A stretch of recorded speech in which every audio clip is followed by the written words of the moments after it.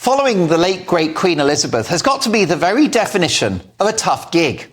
Charles has been king in waiting for decades. He might be of a little older vintage than this new role requires, but he's fulfilled his duties with the energetic zeal of a far younger man.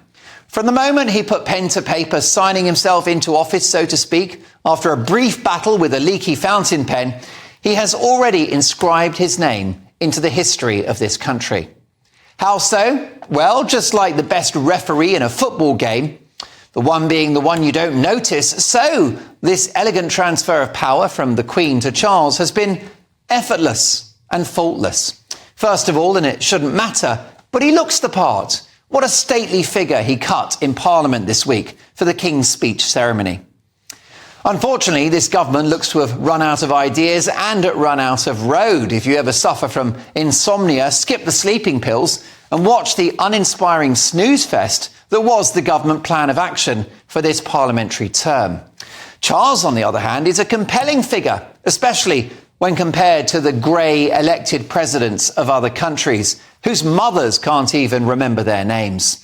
And what about those identikit European kings and queens who would barely get recognised at their local Tesco? Charles looks like a king, talks, walks, acts and behaves like a king. When asked whether he would be a political campaigning monarch, he said, "No, I'm not stupid," understanding the difference between head of state and Prince of Wales. Well, he's true to his word, and whilst his zeal for environmental issues burns inside his heart and no doubt occupies most of his daily conversations, he has kept those thoughts to himself, understanding his role is to bring the nation together, not to divide.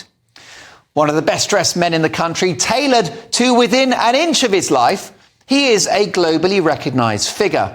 There's no one on the planet, however powerful, who will not meet him and grant him an audience.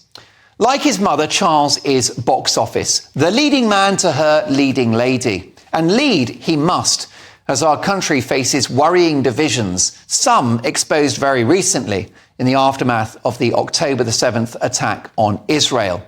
Divisions which worryingly are playing out here on the streets of Britain every weekend.